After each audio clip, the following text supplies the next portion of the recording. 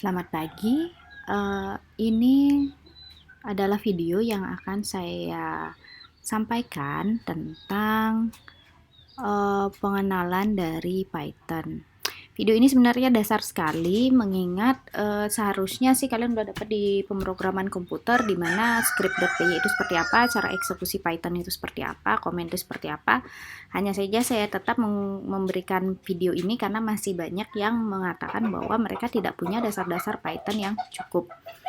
Jadi kalau misalnya sudah berulang apa yang saya sampaikan, ya tolong dimaklumi. Hanya saja jika kalian misalnya lupa, setidaknya kalian bisa mengacu pada video ini untuk mengingat kembali apa sih yang sudah dipelajari semester lalu. Oke, di sini pengenalan Python saya berikan hanya hal-hal yang benar-benar penting aja ya, yang akan kita gunakan di metode numerik. Contohnya script.py, comment, variables, tipe datanya, dan operator-operator yang biasa digunakan. Pertama, bagaimana kalian menjalankan Python. Jadi Python ini bisa dijalankan di dalam konsol. Contohnya ini. Saya tinggal ketik Python di dalam terminal. Jadi karena saya pakai Mac, jadi saya biasanya masuk ke terminal, kemudian ketik Python, kemudian Python sudah muncul. Biasanya kalau kalian pakai Linux itu juga mirip. Jadi di dalam Linux sendiri kalian tinggal ketik Python atau Python 3. Nanti kalian enter akan keluar di dalam konsol bagaimana sintaks-sintaks dari Python tersebut. Kalian juga bisa merun, contohnya di sini. Kalau saya run dari terminal, saya tinggal ketik Python, kemudian coba 1.py, nanti akan keluar hasilnya. Seperti itu. Ini nggak usah dipikir ya, ini banyak ininya tulisannya. Ini hanya gunanya hanya untuk memberikan kalian gambaran bahwa ada satu cara lagi untuk eksekusi Python, yaitu menggunakan Spider. Kalian tinggal install Anaconda, di sana ada Spider, ada Jupyter. Jadi dua ini bisa digunakan untuk eksekusi Python. Kalau Spider, dia tampilannya mirip dengan MATLAB, sehingga untuk pencarian errornya agak gampang. Dan juga dia punya list variabel di sebelah kanan. Itu abaikan ya suara backgroundnya, karena saya lagi di kampung. Untuk di sini, kalian juga bisa lihat untuk warna-warnanya juga bisa ditentukan sendiri. Misalnya import, dia biasanya warnanya biru. Jadi ini untuk membedakan antara fungsi, eksekusi, dan variabel-variabelnya. Jadi ini enak kan, kalian bisa lihat for-nya warna biru, in, range, dan kalau misalnya ada kesalahan, biasanya di sini ada tanda silang warna merah. Jadi gampang untuk dipakai kalau kalian menggunakan Spider. Kalau Jupyter itu biasanya digunakan untuk presentasi hasil dari pengkodingan itu. Jadi kalau kalian melihat video saya yang berkaitan tentang loop, while dan for loop, itu dia menggunakan Jupyter, sehingga enak untuk dipresentasikan ke orang lain. Jadi begitu tahap pertama, oh keluarannya itu seperti ini loh. Kemudian kita bisa lanjutkan, terus dan juga kalian bisa masuk ke internet, masuk ke Jupyter web, nanti kalian bisa gunakan script-script yang kalian pakai itu, apakah bisa dieksekusi dengan baik atau tidak. Oke. Itu dia cara penggunaan Python. Yang berikutnya di dalam Python, kita harus memperhatikan indent. Di dalam Python, if, for, dan lain sebagainya itu tidak memiliki end seperti MATLAB. Kalau MATLAB kan biasanya if dimulai dengan if dan diakhiri dengan end, for dimulai dengan for dan diakhiri dengan end. Tapi di dalam Python tidak. Di dalam Python apa yang menyatakan bahwa script ini adalah bagian dari script atasnya itu adalah indent. Jadi kalau dia bukan bagian dari script atasnya, jangan diberi indent, karena scriptnya nggak akan jalan. Tapi kalau memang dia bagian dari atasnya, dia memerlukan indent. Contohnya di sini, print ini adalah bagian dari if, sehingga dia harus dikasih indent. Kalau seperti ini, if-nya akan error, karena dia kosong, if-nya tidak ada eksekusi apa-apa, dan print ini tidak berindent, jadi dia meskipun 5 lebih dari 2 atau 5 kurang dari 2, ini dia tetap akan menuliskan 5 is greater than 2. Jadi itu yang akan terjadi. Nah, spasi yang digunakan dalam indent itu tergantung dari kalian. Satu spasi pun nggak masalah seperti ini. Atau kalau kalian langsung menggunakan tab muncul seperti ini juga nggak masalah. Tapi harus konsisten. Misalnya satu if ini anggotanya ada dua, yaitu print 5 is greater than 2 dan 5 is greater than 2 yang di bawah ini. Kalau misalnya anggotanya keduanya ini ada anggotanya adalah if, indentnya harus sama. Kalau indentnya beda, dia error. Jadi Python ini memaksa kalian untuk membuat script yang rapi. Jadi kalau scriptnya nggak rapi, dia nggak mau jalan. Nah, variabel itu dibuat di dalam Python, mirip dengan MATLAB juga. Jadi variabel itu dibuat pada saat kamu memasukkan nilai ke dalamnya. Contohnya X sama dengan 5, itu secara otomatis X langsung dibuat sebagai variabel. Ini agak berbeda dengan Fortran. Kalau Fortran, kalian harus declare dulu variabelnya di atas, barulah kalian masukkan nilai ke dalamnya, di bawahnya. Jadi kalau kalian punya variabel yang tidak di-declare, biasanya meskipun kalian mau memasukkan nilai di bawahnya tetap nggak bisa. Tapi Python nggak seperti itu, jadi kalian tidak perlu declare variabel, kalian yang tinggal langsung masukkan nilai ke dalam variabel tersebut dan variabel akan otomatis dibuat. Variabel ini adalah sebuah wadah untuk menyimpan nilai data. Jadi variabel ini ada yang datanya angka, teks, dan lain sebagainya. Yang jelas variabel ini menyimpan data-data yang kemudian kalian bisa panggil lagi.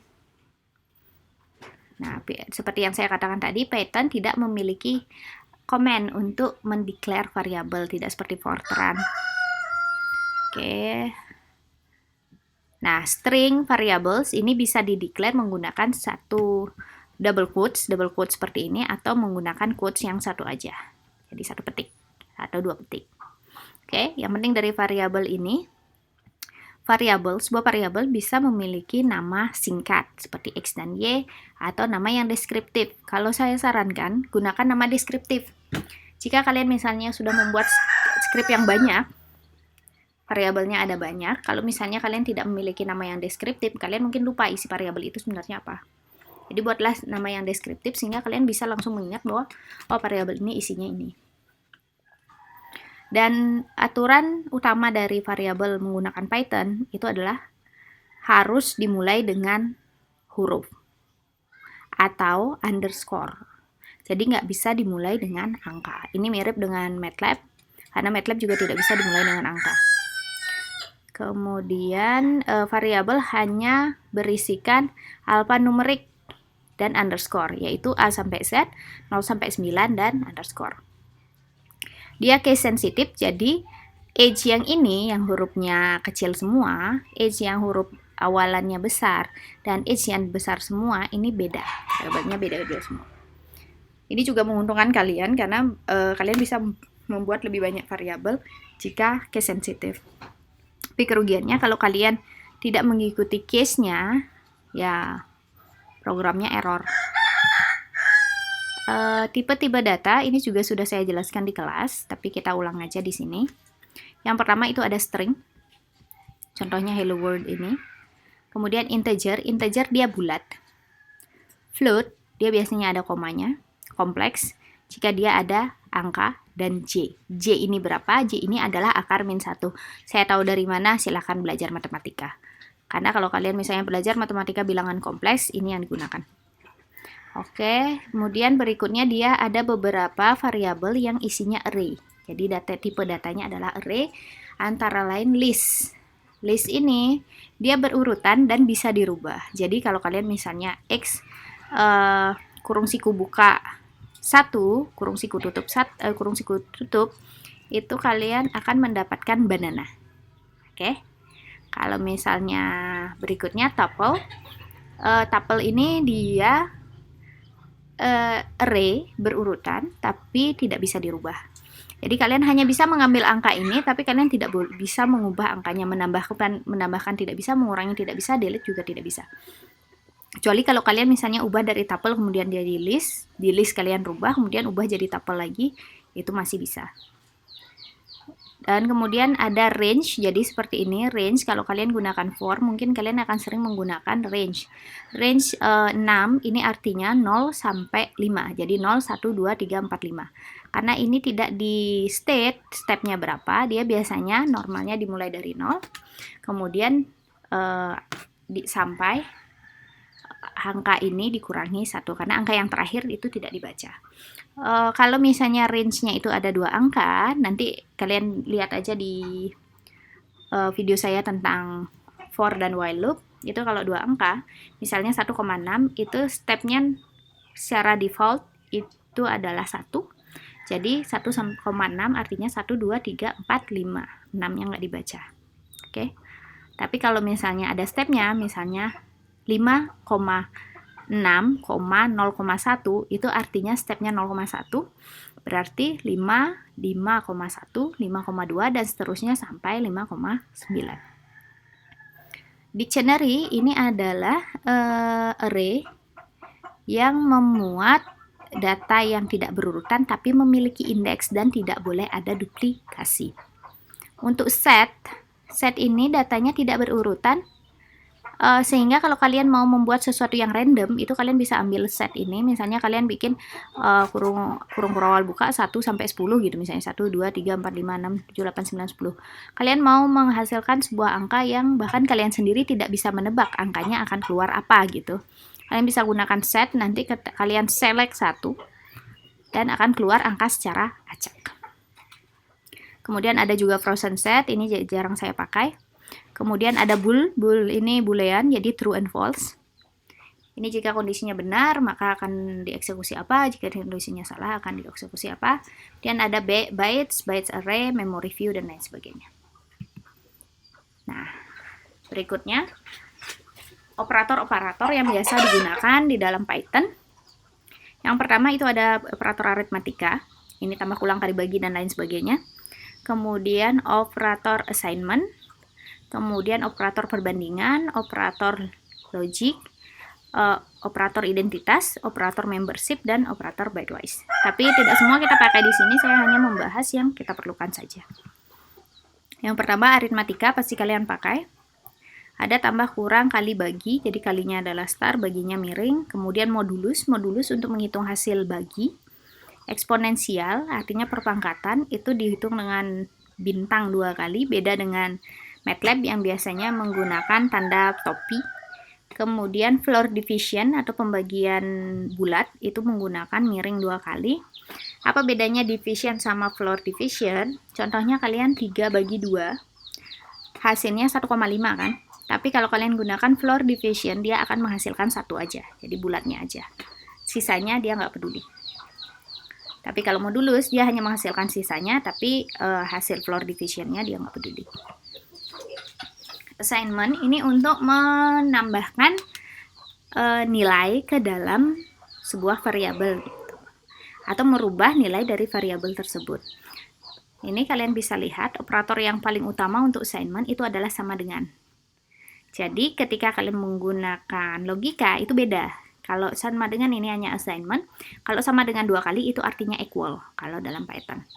Sama dengan berarti X itu nilai 5 itu dimasukkan ke dalam X sebagai anggota X 5. Jika misalnya kemudian tambah sama dengan ini sama dengan X sama dengan X plus 3.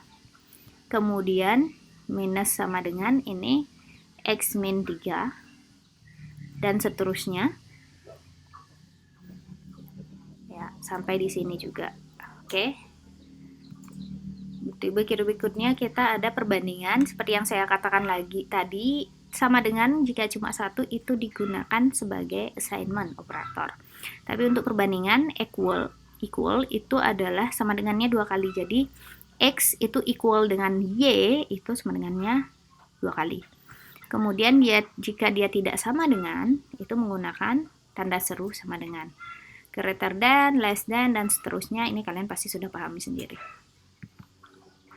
Untuk logika itu ada 3, and, or, dan not. Ya mungkin nanti kalian ketemu operator logika yang lain, tapi yang umum kita sering pakai itu 3 ini, and, or, not.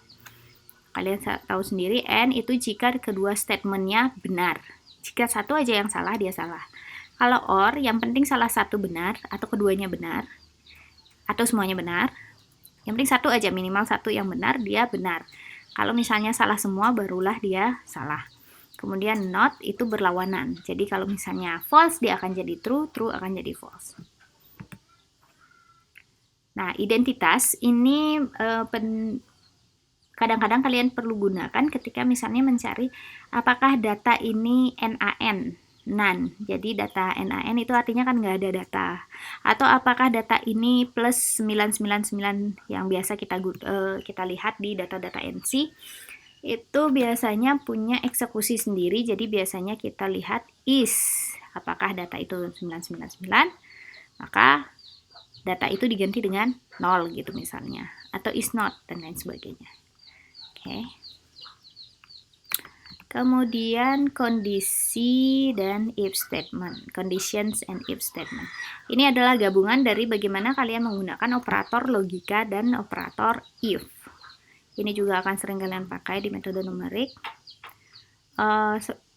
Kembali lagi, ingat operator logika yang tadi, equal, not equal, less than or equal to, greater than or equal to. Nanti kalian bisa gunakan dengan berbagai statement if yang ada. Contoh statement ini, kalian tahu kenapa ini salah? Ini karena tidak ada indent. Oke. Jika B lebih dari A, maka print. Gimana kalau enggak? Dia nggak akan mengeksekusi apa-apa. Kalau if-nya cuma satu, dia hanya akan mengeksekusi jika ini benar. Oke. Ini satu if statement. Jika ada elif, jadi kondisinya ada dua nih. Jika B lebih dari A, maka B is greater than A. Jadi B ini lebih dari A. Kemudian jika selain dari kondisi ini, jika A sama dengan equal to B, maka A dan B are equal. Lalu bagaimana kalau misalnya B kurang dari A? Ya, tidak ada eksekusi di sini. Dia tidak akan melakukan apa-apa. Oke. Else ini yang mengambil semua kondisi yang tidak tercover oleh kondisi-kondisi sebelumnya. Jadi selain kondisi-kondisi sebelumnya itu semua berarti A is greater than B. Kalian bisa lihat di sini indentnya selalu konsisten. Jangan pernah gunakan indent yang tidak konsisten karena ini akan menghasilkan hanya dua hal, yaitu yang pertama mungkin keluar nilai, tapi nilainya tidak seperti yang kalian harapkan, atau error. Nah, ini one line, jadi kalian tidak harus menggunakannya berbaris seperti ini ya. Kalau misalnya kondisinya cuma dikit, kalian bisa gunakan ini. Print A, if A greater than B, else print B. Ini artinya sama dengan, nggak ada yang sama. Jadi ini kalau misalnya print A besar, jika A lebih dari B, selain itu print B besar. Kalau yang ini kita bisa lihat karakter ini berarti kita akan memprint B. Ini juga dengan else. Print A, one line if else statement. Oh iya, sama ini ya. Ini dengan 3 kondisi. Misalnya print A jika A lebih dari B, selain itu print sama dengan jika A equal B, else print A. Jika A equal B, maka kemudian else selain itu print B. Ini artinya ini sama kayak di Excel kalau kalian lihat. Jadi print A jika A lebih dari B, else print sama dengan jika A equal to B, else print B. Berarti udah selesai. Nah, ini gabungan antara logika dan if. Jadi kalau kalian menggunakan logika gini caranya ya. If A greater than B and C greater than A, titik 2. Gitu, maka both condition are true. Kemudian or juga formatnya seperti ini. Jangan gunakan format yang aneh-aneh. Kemudian ini yang disebut dengan nested. Jadi if yang pertama itu anggotanya ini, semua ini. Tapi if yang kedua anggotanya ini. Jadi kalau nested, indennya juga harus beda, biasanya semakin ke dalam. Oke, ini tugas yang saya berikan di kelas pemrograman komputer.